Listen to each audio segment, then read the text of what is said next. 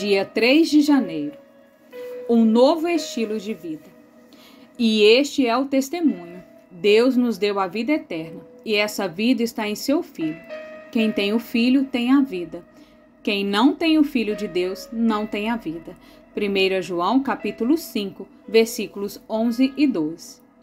Nos tempos antigos, pessoas eram privadas de sua liberdade pela escravidão. Submetidas a um jugo cruel, elas eram impedidas de serem livres, sendo forçadas à servidão de seus captores. Hoje em dia, os órgãos internacionais humanitários lutam pela erradicação da escravidão. Contudo, a escravidão ainda vigora em nossos dias. Você mesmo pode ser escravo sem o saber. O medo escraviza. Quantas coisas você gostaria de fazer, mas não faz por causa do medo? O medo é mais sutil e mais socialmente aceito, até mesmo entre os cristãos, porque é discreto em manter as pessoas presas. De modo semelhante a uma serpente que rasteja em meio à grama alta para abocanhar o calcanhar de sua vítima. O medo inocula seu veneno paralisante em nossas veias. Entretanto, você pode quebrar de vez os grilhões do medo e ser livre por meio de Jesus.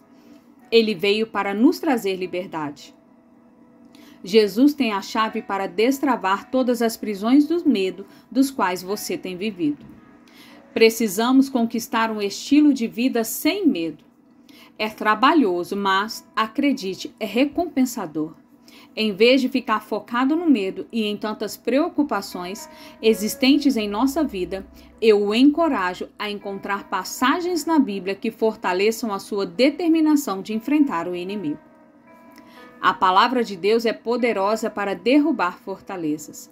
Quando o diabo tentou Jesus no deserto, Jesus o venceu pela palavra. Se tivermos a palavra em nosso coração, nós também venceremos. Deus está esperando por você. Mova-se. Leitura bíblica, João capítulo 2. Jesus vai a um casamento. 2 dias depois, houve um casamento no povoado de Caná, na região da Galiléia, e a mãe de Jesus estava ali. Jesus e os seus discípulos também tinham sido convidados para o casamento. Quando acabou o vinho, a mãe de Jesus lhe disse: "O vinho acabou." Jesus respondeu: "Não é preciso que a senhora diga o que eu devo fazer. Ainda não chegou a minha hora." Então ela disse aos empregados: "Façam o que ele mandar." Ali perto estavam 6 potes de pedra. Em cada um cabiam entre 80 e 120 litros de água. Os judeus usavam a água que guardavam nesses potes para suas cerimônias de purificação. Jesus disse aos empregados: "Encham de águas esses potes." E eles o encheram até a boca. Em seguida, Jesus mandou: "Agora tire um pouco da água destes potes e leve ao dirigente da festa." E eles levaram. Então, o dirigente da festa provou a água, e a água tinha virado vinho. Ele não sabia de onde tinham vindo aquele vinho, mas os empregados sabiam.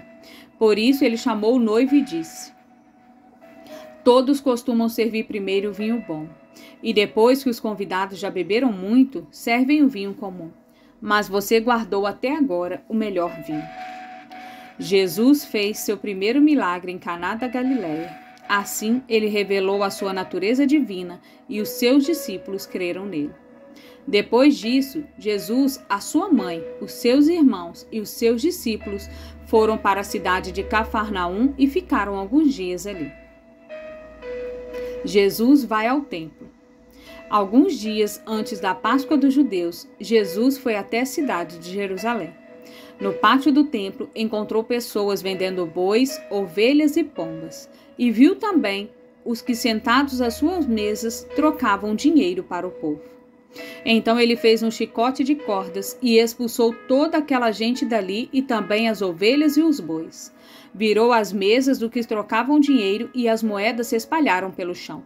E disse aos que vendiam pombas: "Tirem tudo isto daqui. Parem de fazer da casa do meu pai um mercado." Então os discípulos dele lembraram das palavras das Escrituras Sagradas que dizem: "O meu amor pela tua casa, ó Deus, queima dentro de mim como fogo." Aos líderes judeus perguntaram: que milagre você pode fazer para nos provar que tem autoridade para fazer isso? Jesus respondeu: derrubem este templo, e eu o construirei de novo em 3 dias. Eles disseram: a construção desse templo levou 46 anos, e você diz que vai construí-lo de novo em 3 dias? Porém, o templo do qual Jesus estava falando era o seu próprio corpo. Quando Jesus foi ressuscitado, os seus discípulos lembraram que ele tinha dito isso, e então creram nas Escrituras Sagradas e nas palavras dele. Jesus sabe o que as pessoas pensam. Quando Jesus estava em Jerusalém, durante a festa da Páscoa, muitos creram nele porque viram os milagres que ele fazia. Mas Jesus não confiava neles, pois os conhecia muito bem. E ninguém precisava falar com ele sobre qualquer pessoa, pois ele sabia o que cada pessoa pensava. Palavra-chave do dia: liberdade.